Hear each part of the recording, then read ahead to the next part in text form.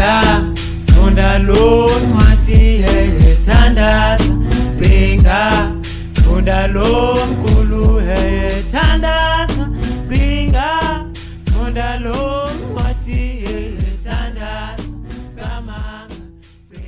Molweni baphulaphuli, siyanibulisa ngegama lenkosi yethu Yesu Kristu.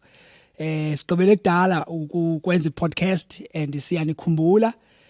Sibulela uThixo the wasinika lithuba bamasize sizothetha kunye nani. Nakumfundisi yoyo ndikunye naye apha naye makakhabulise. Inkosi kakhulu umfundisi uZalabe. Bandithathe lithuba ke ndibulise kuwe. Mhlobo wami qala ndibulise nabaphulaphula ekhaya.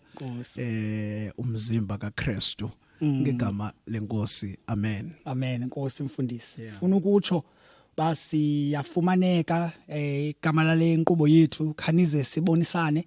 Siyafumaneka kwi-page yase Shed Masholoku Memorial Baptist Church. Siyafumaneka ku Facebook pha. Phinde sifumaneka ku Facebook ku BF Africa. La BF akambelanga uboyfriend mfundisi. Beautiful Feet. Sure. Beautiful Feet Africa. Siyafumaneka ke napha. Siphinde sifumaneke ke nakwezi podcast as platforms ezifana no YouTube. So siyafumaneka napha ku YouTube, Google Podcast na ku Spotify na kwezinye njalo. Kodwa ke siye ke abantu sibaxelele ezinye inkcukacha ezithevetshe malunga ne-platforms apho le podcast efumaneka khona pha ku BF Africa. Siyanicela ukuba ni like la page, ni share na kunye nabanye abantu. Ningazigcine likuni le message biyakusikelela ishare kunye nabanye abantu napha ke ku YouTube usubscribe pha sikwazi ukuthi nabanye abantu bayifumane ezi message. Ewe ke manditsho basiphi ngoku episode yesine njengoko besishilo ba apha sine subjects ezintathu esithi sidilishane nazo. Sine doctrine, we speak about Christian doctrine. I-subject ezithile under Christian doctrine. Emva koko sibe nayo ke ne-segment esithetha apho nge-church matters, local church matters, izinto malunga nebandla. Emva koko siphinde kwakhona sithethe about contemporary issues, imiba esijongene naye namhlanje. Ke siyaphinda ke siyabuya ngoku ku episode 4. Sine doctrine okanye imfundiso yobuKristu esithetha ngayo. Namhlanje ngesingesi sithetha nge-Sufficiency of Scripture. Ngolwimi lesiXhosa ukwanela kwezibhalo. Silapho ke namhlanje. Mfundisi wami uthini? Bulela kakhulu umfundisi wami. Ikhangeleka ityebile lomxholo siza kuthetha ngawo namhlanje endiqondayo ukuthi le podcast yanamhlanje elixesha lethu lanamhlanje angeke sikwazi ukuyiqabulula yonke lento sizawuthetha ngayo malunga nolomxholo. Kodwa ke kubalekile mfundisi ngaphandle kokuchitha nje ixesha ukuba ngabane umuntu pha ekhaya mhlawumbe umphulaphula uyabuza ukuthi xa kuthethwa ngokwanela kwezibhalo, sufficiency of Scripture, ingaba kuthethwa ngantoni? Mfundisi wami khawusicacisele nje apho kuqala. Nkosi mfundisi, ingaba eyona nto sifuna uyijonga apha mfundisi, ingaba izibhalo zanele njengegunya lebandla? Umnye umuntu angacinga ba lo nto ithetha ukuba xa unengxaki nemoto yakho ungakwazi uyilungisa, iBhayibhile inengcaciso. It's a handbook for all mechanic. Asithethi lo nto xa sithi izibhalo zanele. Kodwa kukho iWestminster Shorter Catechism. Umbuzo wesithathu pha kwiWestminster Shorter Catechism. iCatechism ke yindlela okanye imethod apho ibandla lingayisebenzisa ufundisa abantu idoctrine okanye imfundiso malunga nobuKristu. Iba yindlela apho ubuza umbuzo kubekho impendulo, ubuza umbuzo kubekho impendulo. Ilunge kakhulu ke ukufundisana abantwana be-Sunday school izibhalo okanye iBhayibhile. Uthi ke lo mbuzo zifundisa ntoni izibhalo? Impendulo ithi izibhalo ikakhulu zifundisa ukuba yintoni na umuntu emayikholelwe ngokubhekise kuThixo. Yintoni na umuntu amakayikholelwe ngokubhekise kuThixo, nokuba yintoni imbopheleleko ayifunayo uThixo emntwini. Ngesingesi, what do the scriptures principally teach? The scriptures principally teach that man is to believe what man is to believe concerning God and what duty God requires of man. Loo nto ithetha ukuba iBhayibhile yanele kumsebenzi othile. Zikhila ukuba ungubani na uThixo. Xa sithetha ke ngokwanela kwezibhalo sithi iBhayibhile yanele kwimfundiso ezithile kwaye iyasikhilela ukuba ungubani na uThixo, and thina ubudlelwane bethu kunye noThixo kufuneka kube kanti bunjani na, nendlela uThixo emasimnqule ngayo injani na. Yonke imfundiso malunga nokuba uThixo ungubani na ifuneka ifumaneke ingqinelana neBhayibhile. Ukuba ndiza kuwe ndikubuza uba uThixo unjani, undinike impendulo echasene nelizwe likaThixo, okanye undinike impendulo engaphandle kwelizwe likaThixo, loo nto leyo ithetha uba wena awuthi iBhayibhile yanele okuzixelela ubuThixo ngubani na. Umzekelo, eligama lithi Trinity alikho eBhayibhileni, kodwa siyabona ukuba iBhayibhile iyayifundisa lento ukuba uThixo utriune. Kwaye akekho umKristu omele ukuba uyayiphikisa loo nto. Siyazi ke bakhona abanye abantu kwi-cults okanye kwezinye inkolelo apho bazawuthi uThixo akayo Trinity. Abo bantu bathi ukuba iBhayibhile ayanelanga ukuba isixelele ubuThixo ngubani. Kwelinye icala lemfundiso kukho imfundiso ethi uMaria wazalwe ngenasono. Ayikho eBhayibhileni loo nto. Ithetha ukuba umuntu okholelwa kulo mfundiso akakholelwa ukuba izibhalo zanele.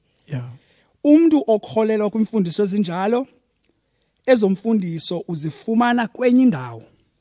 Okwesibini, izibhalo zanele ekubeni zisibonise ukuba siphila njani na singamaKristu. Siyayazi ke mfundisi ba iBhayibhile ayondawo apho siya kuyo ukuze sifumane iprinciples okanye imigaqo basingaphila njani na. iBhayibhile ingoKristu. Xa sishumayela iBhayibhile asishumayeli immoralism, oba umuntu ayazi ba funeke ndiphile njani ekuhlaleni ukuze ndibonakale ndingumuntu otata webhatyi okanye umama wentoni, yayibo ezazinto eziya. Kodwa asikwazi ukuyibaleka laa nto yoba nangona iBhayibhile ingoKristu, noba uKristu ngubani, nokuba thina funeke simbone njani, siguquke, sibe nobudlelwane kunye naye, kodwa iBhayibhile iyasifundisa imigaqo yokuba ngoku siye sazalwa ngokutsha kumele ukuze siphile njani na singamaKristu. Okwesithathu, iBhayibhile okanye izibhalo ziphinde zanele ngokwendlela esimkhonza ngayo uThixo nangendlela esenza ngayo izinto ebandleni. Umzekelo mfundisi, andifuna uba mde ndisezawugqiba kule point.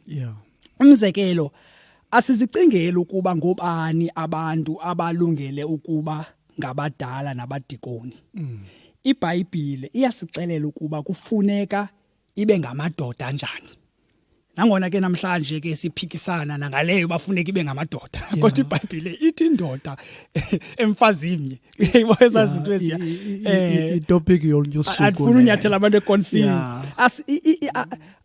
Asifundi kwi-business models mfundisi. Asina COOs emabandleni, asina CEOs. Sinabadala, yazibona ezazinto, sinabadala nabadikoni. And i-qualifications ziseBhayibhileni, azikho ekubeni umuntu abe nezidanga ezininzi okanye umuntu abe nebusiness ezinkulu. Uyayibona nto leya, yonke izinto ziseBhayibhileni. Ngokubhekise kunqulo umzekelo, nansi ipoint endifuna ugqiba ngayo. Isibhalo sanele ukuseka izinto esizenzayo silibandla. Xa sidibene sikhonza uThixo ngecawa, iBhayibhile iyasichazela uba masiculeni, masithandazeni. masifundeni ilizwi likaThixo, silishumayele ilizwi likaThixo. Makunikelwe, makubhaptizwe kunye nesidlo senkosi. Siyayiva loo nto leya. Asiboni iziketshi eBhayibhelini. Bendikhe ndabona nalapha kuFacebook on a Sunday service iboys zigxenza zipantsula. Uyayibona lento leya. Umuntu owenza loo nto uyasibonisa okuba iBhayibhile ayanelanga kuye ngoba amaKristu xa edibena kumele benza ntoni na. Ndifuna uphela apho mfundisi xa ndicacisa le ndawo bakuthetha ukuthwani naxa sisithi izibhalo zanele. Kodwa nakumbuzo enza nawe, ingaba le mfundisi iyafumaneka apha eBhayibhelini mfundisi? Siyabulela kakhulu mfundisi. Ngaske ndimamele xa uthethayo. Ngaske ndimamele xa uthethayo kanti sizawuphinda ibuyele kum le. Ndiyabulela kakhulu lo mbuzo mfundisi wami, kumbuzo ocacileyo kakhulu. Mandivele nditsho nje zibekwa nje kulo mbuzo wakho uthi ingaba le mfundiso iyafumaneka na eBhayibhelini yokuba izibhalo zanele. Now manivele nditsho nje kwazibekwa ukuba ewe mfundisi iyafumaneka le mfundiso kulo ilizwi likaThixo. Xa usithi ke eBhayibhelini kumele zekile bandicaphule kuzo izibhalo. Ndiyacinga nje incwadi kaYuda uvesi ngo-3 zintanda ndikukhuthalele ngenyameko yonke nje ukunibhalela ngalo usindiso esidlelana ngalo. Kwakufuneka ukuba ndinibhalele ndinivuselele ukuba niluzamele ukholo abalunikelwayo kwakanye abangcwele. UYuda xa ibhala apha uyabhala uthi ndinibhalele ze nifunde ukwazi ukuthi kwihambo yenu ningabi kude kwindlela yabo bebehambe phambi kwenu. Amen. So kwalapha mfundisi iyayigxininisa loo nto leyo ukuba uYuda uthatha ixesha lokuba ngabana abhale, and sawukhumbula ke ukuba kwa ababhali aba beBhayibhile abakhange babhale izinto zeyingqiqo yabo, kodwa babebhala bephenjelelwa ngumoya kaThixo. NguThixo lona ubone ukuba makubekho isidingo sokuthi uYuda xa abhalele abangcwele ukuze bafunde. And also sawukhumbula ukuthi uPawulos uthini na kwincwadi kaTimoti, uTimoti wesibini isahluko sesithathu, basifunda pha kuverse 15 uthi nokuba uzaze kwasebuntwaneni izibhalo ezingcwele ezinakho ukukulumkisa elusindisweni ngokokholwa kukaKristu Yesu. Sonke isibhalo siphefumlelwe nguThixo nje sikwancedela ukufundisa, ukohlwaya, ukululeka, ukuqeqesha okusebulungiseni, ukuze umuntu kaThixo afaneleke exhobele wonke umsebenzi kaThixo. Zininzi ivesi mfundisi wami na kwincwadi kaYakobi chapter 1 verse 18 kulapho egxininisa khona ukuba le mfundiso yokwanela kwezibhalo ikhona apha eBhayibhelini. uPawulos kule ndawo besandoyifunda apha kuTimoti eyona nto ayigxininisayo kukuba ngabana iBhayibhile yodwa, izibhalo zodwa ezi sizifundayo njengoba utshilo ukuba ngabani bingekho iBhayibhile ngesingakwazi ukuba kuthetha ukuthini na ukuxolelwa kwezono.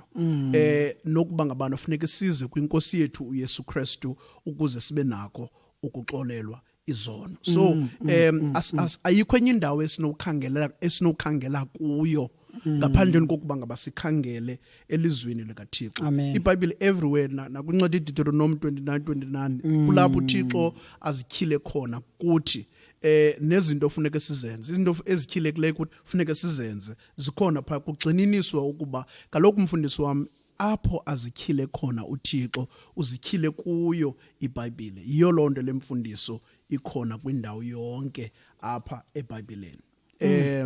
Kumele zekile bangaba sijonge kuyo, and iBhayibhile itsho nayo ukuba ngabana iyayigxininisa lento yokwanela kwezibhalo. Amen mfundisi wami. Siyabulela kakhulu mfundisi wami.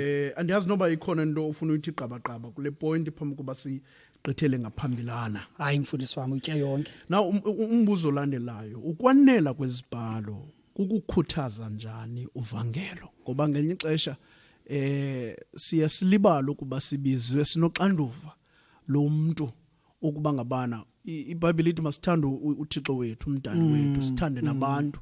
Enindlela onombonakalisa ngayo ukuthi uyamthanda umuntu ukuba ubonile nyani ukuthi uThixo ulungile, mhle kulungile uhamba kunye naye. Umnqweno wakho ukuba nomnye umuntu ahambe kunye noThixo, amazi uThixo umdali wakhe. Amen. So umbuzo wami ngulona uthi ingaba ke ngoku ukwanela kwezibhalo okulukhuthaza njani uvangelo? Ndifuna ucela uxolo mfundisi, ndicinga ba ujampile. Ukhona umbuzo othi bukhona ubungozi ekuyichaseni lemfundiso. Kubalekile kakhulu lo mfundisi. Njani na?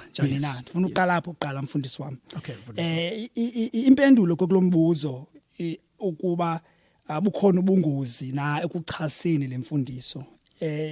Impendulo nguewe. Yes. Bukhona.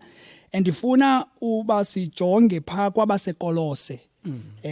Isahluko sesibini ivesi yesibhozo.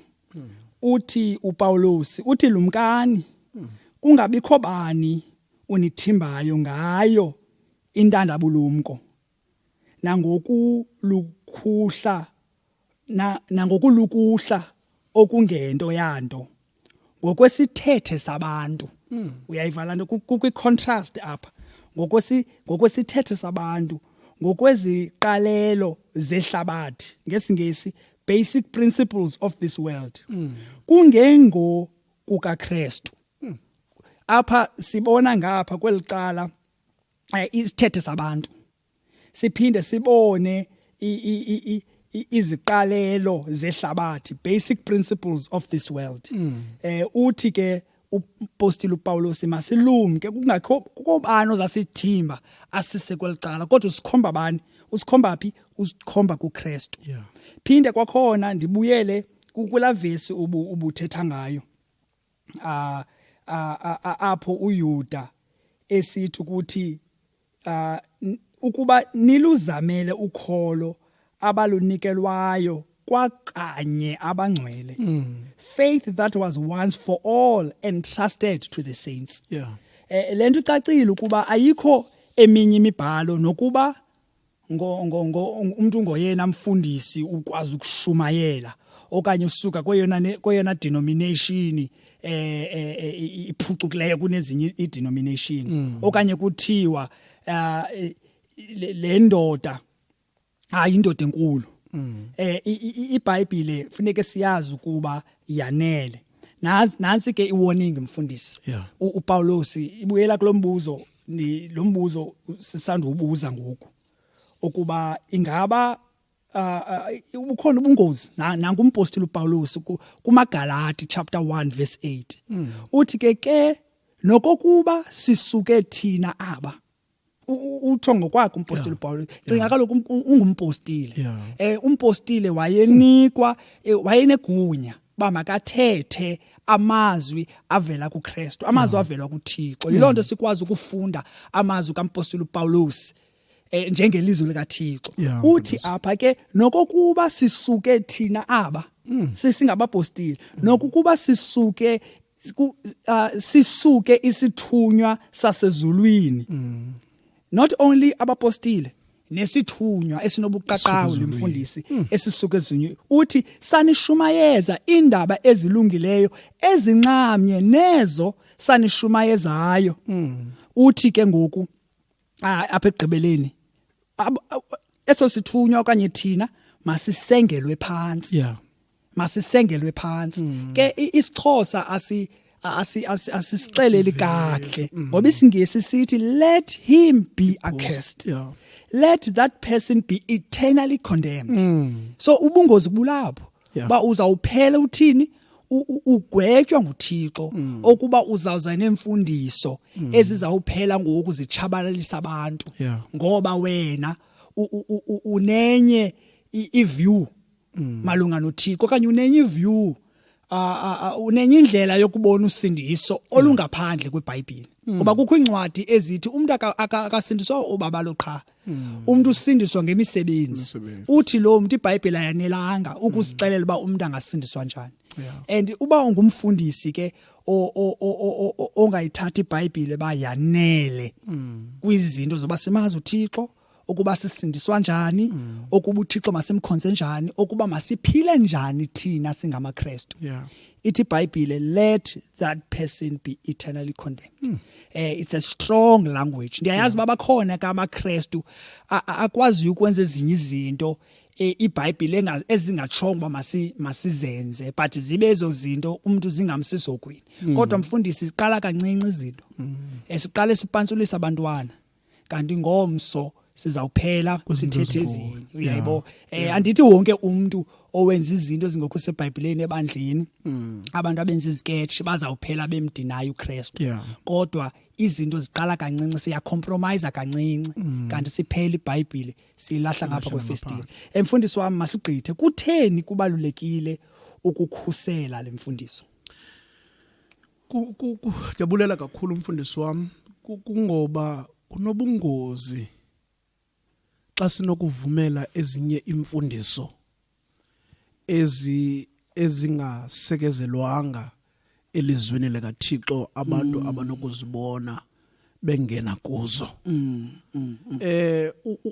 okokuqala ukholo lwabantu luyakuxhomekeka kwizimvo zabantu and icinge mfundisi lento nabaphulaphuli pha ekhaya umuntu ulala neli avuke neli ukuba ukholo lwethu lunokuxhomekeka kwingqiqo yomuntu lonto ithetha ukuthi ubomi bethu obungunaphakade sibubeke ecakasini ngoba into eyenzekayo leyo kuba ngabana njengoba sentshilo ukuthi umuntu ulala neli avuke noli there are billions opinions ezikhona zabantu phaya ezikhona ngaphandle and ukuba ngabana asinoyikhusela imfundiso yelizwi likaThixo ethetha kunye nathi sonke ingqiqo buThixo yethu iyakuxhomekeka kwizimvo noluvo lwabantu olukhona phangaphandle lonto izawuchaphazela ukholo lwethu ke ukholo lwethu ibe yinto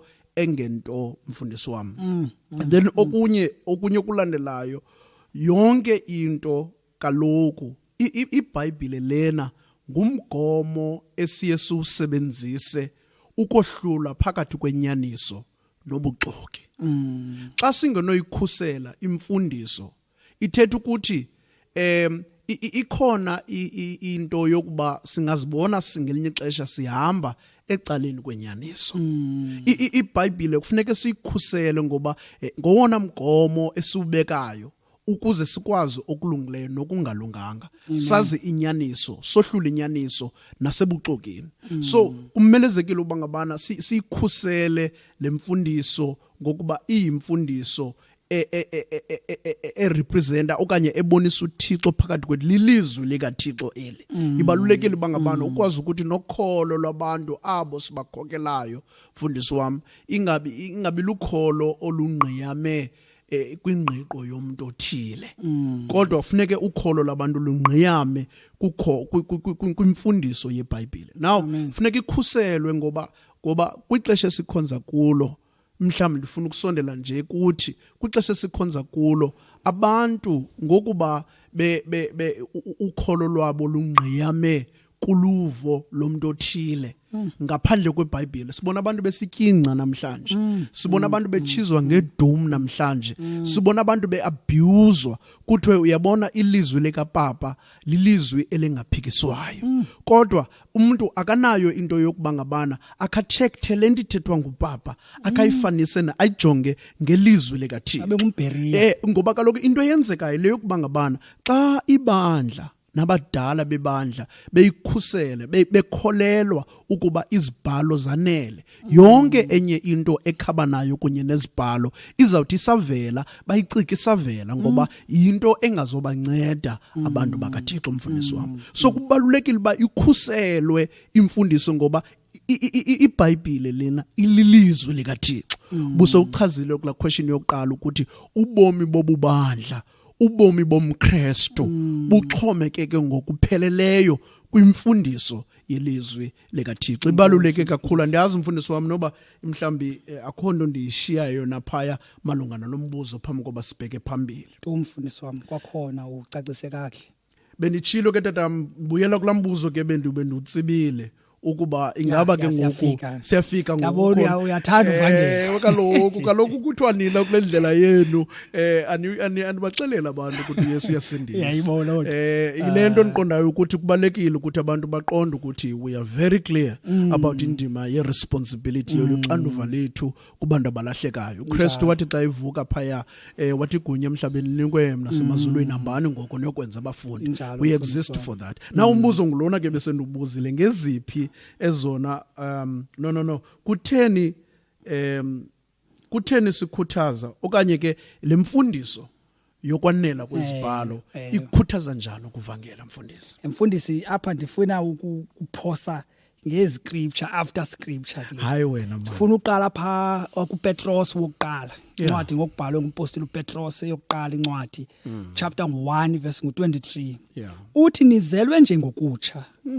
Kungengokwasembewini enokonakala. Kungokwasembewini engenakonakala.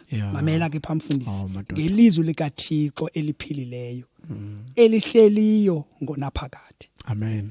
Yilonto mfundisi sikhuthazeka uba masihambe siyoxelela abantu malunga necondition yabo phambi koThixo ongcwele. Ngoba siyalazi ukuthi lilizwi likaThixo elizisa umsebenzi ukuba abantu bazibone eqala. Lilizwi likaThixo lisixelelayo ukuba abantu mabaresponde njani. Elizwi ndifuna uphinda mfundisi kuRomans chapter 1 kwabaseRome chapter 1 verse 16 kuba andinazinhloni ngazo indaba ezilungileyo zikaKristu kuba zingamandla kaThixo. So xa uyovangela pha uyazi ukuthi uphethe amandla. Izulu lonke mfundisi lisemva kwakho. Uyayebo every Saturday up eCambridge sihambe sisenze one-on-one evangelism. Sithethana kunye nabantu. Ngelinye ixesha kuyabona umzimba wami unjani mfundisi. Andingumuntu noko usemandleni njengawe. Ndibona namadoda amakhulu apha indoda iphethe isitshixo seBenz enuka iperfume ye-2000. Uyayibona ndingulona kumncike zawufika ndithini kulaa ndoda izawuvela indiphoxe kodwa ndiyazazi uba ndiphethe amandla. Ngawo andinika isibindi bandithi ixolo bhuti omkhulu mani ndingumzalwane ndisuka apha eCambridge sihamba sixelela abantu ngezona ndaba zibalulekileyo kuzo zonke indaba. Cela nje ixesha lakho noba yi-10 minutes. Athi ewe okanye hayi. Abathi hayi sibanika itract sithandaze kunye nabo. James chapter 1 verse 18. Uthandile wasizala ngelizwi lenyaniso. Ukuze sibe yinhlahlela yazo izidalwa zakhe. Uyayiva phamfundisi. Sizalwa ngelizwi lenyaniso. Yilonto iBhayibhile yanele. Yilonto lemfundiso yokwanela kwelizwi lika isikhuthaza ngoba sinalo elinye ithemba mfundisi wami. Romans chapter 10 verse 17. Ngoko ke ukholo luphuma eludabeni. Udaba ke lukho ngelizwi likaThixo. Xa sishumayeza abantu sifuna basindiswe. Njembe sifuna basindiswe nangombuzo sesiphi isixhobo kanye which instrument uThixo ayisebenzisayo okuba guqula abantu ezinhliziyweni.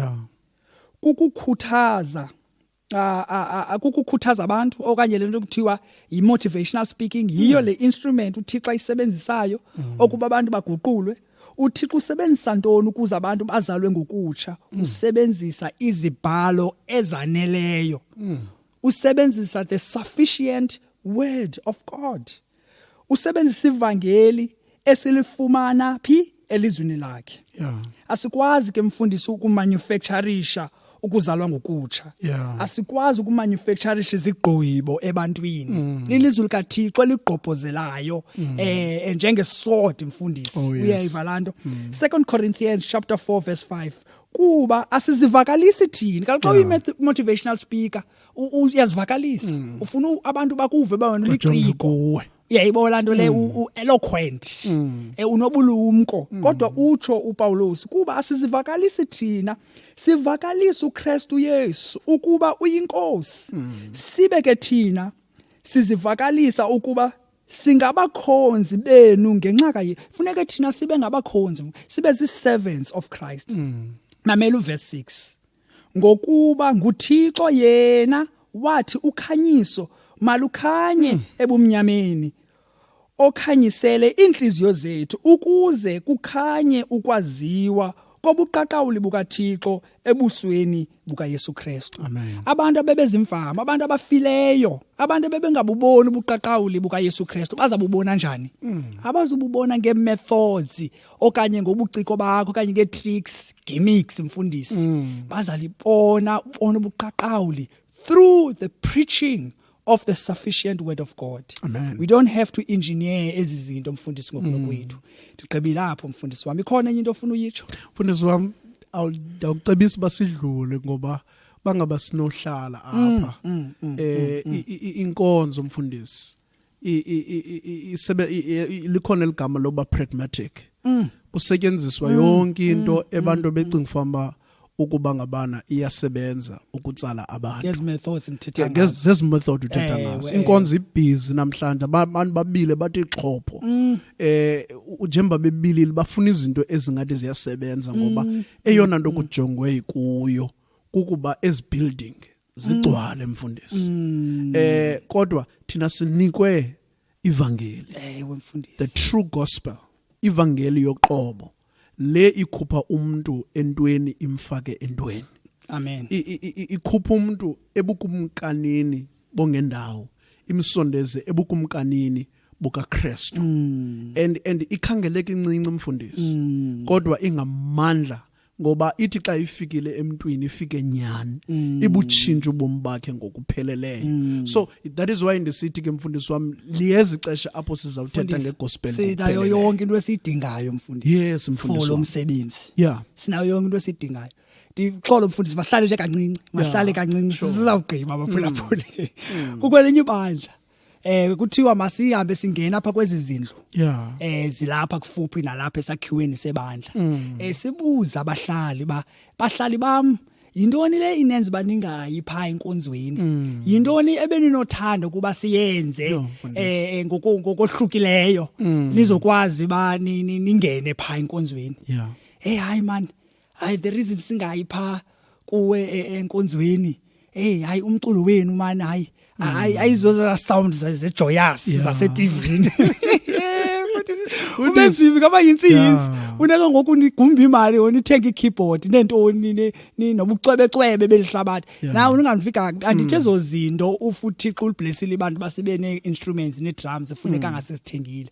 uThixo uyakwazi usinike izinto for uzuko lwakhe kodwa sikwazi mfundisi uxelela lihlabathi oba masenze njani ukuze sikwazi silizuze ihlabathi. Ithetha ukuthi silizuze ihlabathi ngevangeli mfundisi. Ithetha ukuthi the moment uvula lo nyoba yokuva ihlabathi ukuba ibe lilo elokuxelelayo ukuthi mawenze njani na. Ithetha ukuthi nomyalezo lona xa lidikiwe ihlabathi kukuva umyalezo wevangeli funeka utshintshe uthethe enye into. Abesithi uPawulos xa ithethe noTimoti ngeentsuku zokugqibela abantu abazoyinyamekela imfundiso ephilileyo. Bazazifumbela abafundisi babo abazawuthetha ezinto zibaba kamandi endlebeni. Ngoba mfundisi ndifuna ukutsho nje uyavumelana nami ukuba ngabana umfundisi uzinikela ngokupheleleyo ekuvakaliseni lonke icebo likaThixo makalindele ukuba ngabana lonto ayiziyodwa mfundisi kodwa there's a price to pay. Because abantu abayifuni imfundiso ephilileyo. People will hate you. People will say things about you. Abantu bawuthetha izinto nje ezibhlungu. Uyayibona lento just and even the message lena uyivakalisayo people will criticize the message. Even ufumanise kuba ngenxesha umuntu akayanga nako la Bible uthe masikhile apha ufumanise kuba kukhona nje izinto because abantu abasoze bayinyamekele imfundiso ephile. The moment uvula inyoba yobuza ehlabathini ukuba ngabana indlela owenza ngayo yiyo funeka uyazi ukuthi uzawutshintsha nomyalezo. Amadoda amaninzi awutshintsha buvulile ke siye what must tell. Amadoda amaninzi awutshintsha kudala umyalezo because amanye amadoda ayitshintsha umyalezo ngenxa yezusu zawo. Ufumanise kuba ngugalela ebhayini kwa indlela esithatha ngayo abantu who become members in the church. Asikhathalelanga bangabusinsi okanye asinswanga, as long as abantu begcwele. We're not saying that people must not come to church. Abantu banako ukuze ecaweni, kodwa whosoever becomes a member ozawuthatha inxaxheba emsebenzini kaThixo, funeka ivangeli lifikile pha kuye, ukwazi bangabana azokwazi ukuthi ayazi alulamele ukufundiswa ngelizwi likaThixo, ngoba indlela abantu bazuze ngayo ile ndlela funeka ubagcina ngayo mfundisi. Nangona uThixo esinike umculo, and samzukisa uThixo ngomculo, kodwa abantu baze ebantwini lakho solely because of umculo, funeka ubagcine ngalamculo. Funeka ucule the minute uba offenda ngevangeli, bazawuphuma bazaya kwenye indawo ephucukileyo enomculo ongcono kunalo wakho. Abanye mfundisi bathi icawe yaphuma kum once kuye kuculwa. Fumanise kuba abantu even in our churches, the moment ukuthiwe iphelile laa nto siyibiza ngoba i-worship, laa mculo wenziwa ecaweni, iphelo kwabanye abantu. Kanti worship xa simamela ilizwi lishunyayelwa pha. Kanti ke bekufanelekile ukuthi xa sinalo sizuzwe ngelizwi liphila apha kuthi, ngoma nengoma esiyiculayo yi-response kulaa ndlela sive ngayo ilizwi likaThixo. Njalo. Uyayibona le nto mfundisi? Yonke loo nto siyenza ngoba sisithi iBhayibhile yanele. Asinide ezinye izinto. Okay, ngeziphi ezona zoyikiso okanye threats namhlanje kwimfundiso yokwanela kwezibhalo? Manditsho mfundisi ndithi zikhawulezisa. Number 1, indima yokungakholwa, likholelwa ukuba ngabalaneli ilizwi likaThixo, lokuba ilizwi likaThixo linakho ukuwenza umsebenzi mfundisi wenzeke. Siphila kwixesha apho even so called mainline churches, inkonzo ezi zethu, i-Protestant churches, amabandla la avakalisa ivangeli, amanye awo ngoba ebona ukuba ngabana ingathi i-greener on the other side, ufumanise ukuthi ayemka kwiziseko ibandla ekumele bangabazima kulo, ubone ngathi thina ingathi siyabaluza abantu abatsha apha enkonzweni. Abantu abatsha bayakhawuleza babheka kwezi nkonzo ingezizo inkonzo ezingasekezelwanga kuye uKristu. And into eyenzekayo lokubana ba ufumanise ukuba nenkonzo ezinomlando ziyemka kwiziseko ngokuba ngabana zifuna ukuba relevant okanye zifikelele zithethe kwizidingo zabantu ngoku, kanti isidingo somuntu asikatshintshi mfundisi. Esona sidingo somuntu kukuba ngabana ancedwe nguYesu, ahlangulwe esonweni sakhe. So imfundiso ezingeneleleyo nokungazinzi kwebandla kuyi-threat kwi-sufficiency of Scripture, because abantu ngokuba befuna uba relevant, abantu befuna ukwamkelwa ngabantu, bayamka kwinyaniso. Ufumanise ukuba nabantu ngoku bayamka kwimfundiso ezisiseko sebandla ngokuba bejonge ingathi izinto ingathi kwanto ziyenzeke next door. Kodwa ungathi xa usukuba ngabusondela ufumanise ukuba ngabana ezi zinto kumwe kuzo azinanto yakwenza nelizwi likaThixo. Amen. And okunye abefundisi kwixesha esiphila kulo mfundisi kulula ke ukuthi bamke enyanisweni. Kulula nongalithembi uba ngathi ibe ngathi iyasebenza laa nto yenziwa phaya, then ungathembi ukwanela kwelizwi likaThixo nokungazi mfundisi kokugqibela, ignorance. It's too much indima yokungazi. Loo nto izisa ukuba ngabana ibe ngathi imfundiso yokwanela kwezibhalo ibe ngathi azonelanga kwazona, indima yokungazi nendima yokungaqonda. I don't know if bangaba there is something that you want to add mfundisi kule. Andanoba uyithatshile namfundisi okanye kule nto ugqibo ithethe bangoku nemizwa yenye yezinto abantu abazixabisileyo ngaphezulu kwelizwi likaThixo. Atmosphere okanye indlela mna endiva ngayo ufumaniseke uba ingabe ilizwi likaThixo lithini lona. Ukhona omnye umama ongazange axelele unyana wakhe wayephila esonweni, bobabini bangamaKristu, ianswer impendulo andinika yona bakuthena ngazange amxelele unyana wakhe makahlukane nokuphila impilo yesono uthi wayelindele umoya oyingcwele bamakathethe naye azohamba ayoxelela unyana wakhe bamakaye kuphila impilo yesono iBhayibheli ithini mfundisi kanti iBhayibheli kuseyithethile iScripture sanele awunidi any experience ukuze kube kanti so siphila kwelo xesha ngumfundisi we abantu baxabisa experience more than the revealed word of God. Yes, uyayibona nto le I think enye ye threats ezikhoyo namhlanje. Sicinga sidlule. Ndiyacinga uba sidlule mfundisi wami. Now umbuzo wami kulona uthi kutheni ukuba izibhalo zanele kutheni lento abantu abaninzi mfundisi ngathi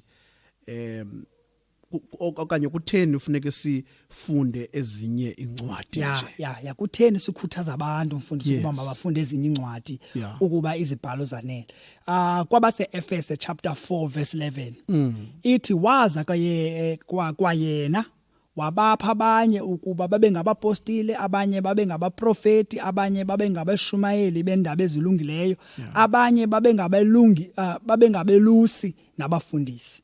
Incwadi ke zidlala lo ndima ke mfundisi le idlalwa ngabefundisi belizwi. Lo nto ithetha ukuba asizofunda abantu abaza kuchasa lento yokuba ilizwi likaThixo lanele sifunda abantu nabo abagqininisayo ukuba nyani ilizwi likaThixo lanele. So aba bantu sibafundayo badlala indima ngoba uThixo nangona esinikile ilizwi lakhe kodwa uThixo uthandile kuba kubekho abantu abazawuthini abazasifundisa ilizwi likaThixo. So abanye ke bayafundisa in terms of public speaking abanye bayafundisa njengoba umuntu eshumayele ebandleni abanye ke bafundisa ngokuthi babhale incwadi enjalo indlela ke uThixo asifundisa ngasiyabona uPaulos naye ecela esentilongweni bamakaphathelwe ntoni aphathelwe incwadi yayibona so siyabona lonto leyo abantu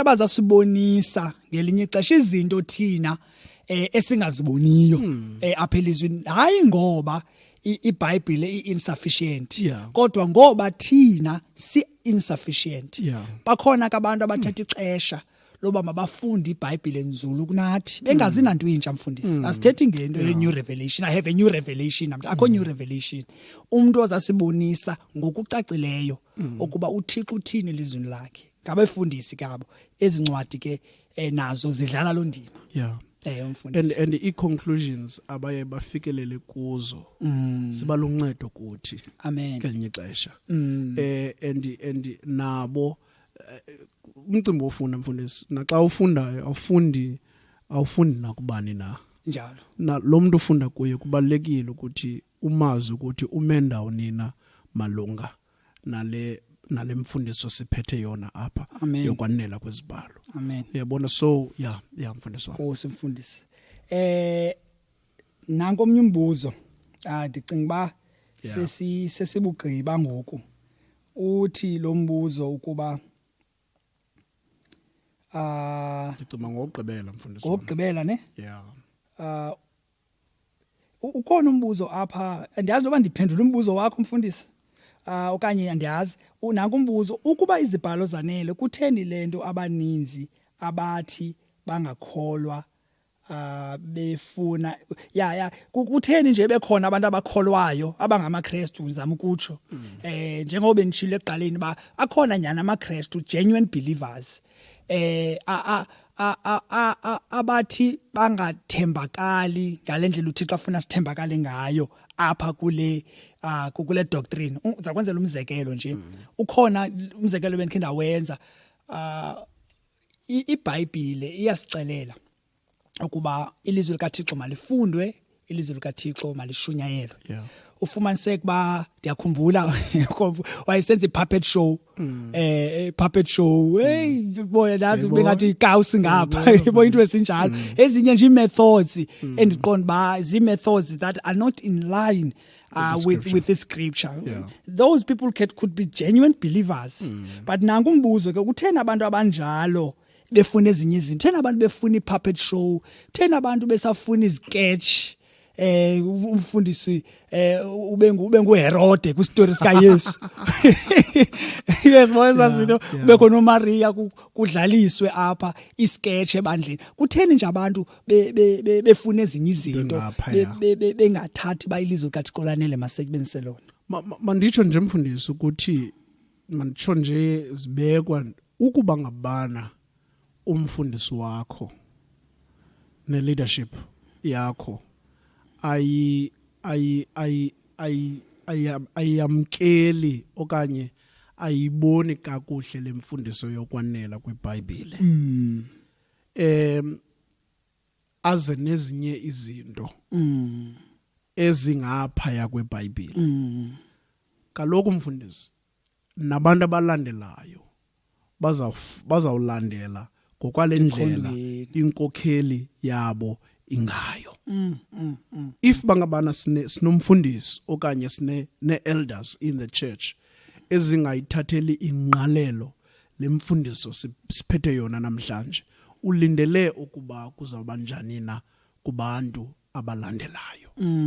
So yonke lento ilele kwaba bantu bakhomba indlela ukuba bona ilizwi likaThixo alingo number 1 then kwabantu abalandelayo asoze libe ngo number 1 izaba ingxubevanga ke ngoku apha enkonzweni ingulona umuntu afuna ukwenza lento yamkelekileyo emehlweni akhe kanti ke eyona nto singayo ukukholisa uThixo ngaphezulu kwezinto zonke.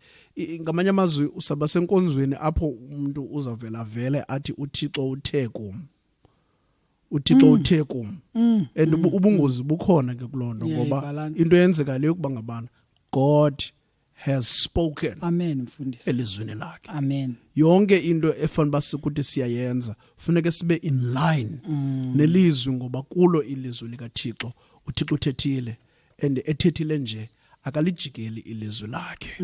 Bekufanele thina ukuba ngaba sithathe ilizwi sijonge indlela yokwenza kulo ilizwi likaThixo njengokuba okusenhlizweni yethu kukumkholisa nokumnqula.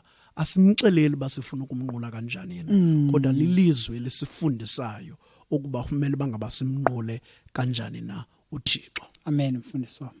Ndiyacinga ba masibamba apho. Masibamba apho abaphulaphuli banenemibuzo ninayo sibuzeni nakwezi platforms sanixelela ngazo ku Facebook BF Africa napha eShed Masholo ku Memorial Baptist Church ku page ku Facebook kulapho ke sayiposta apho le landuka le podcast ifumaneka khona. Nkosi kakhulu mfundisi. Nyani siyavuma izibhalo zanele. Zanele mfundisi wami and ke zanele for ubomi bethu na into yonke efanele bangaba siyayenza ukukholisa uThixo.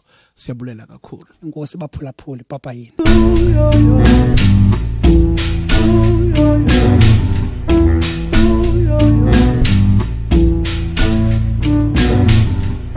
Thandaza cinga funda lo ncwadi thandaza cinga funda lo nkulu thandaza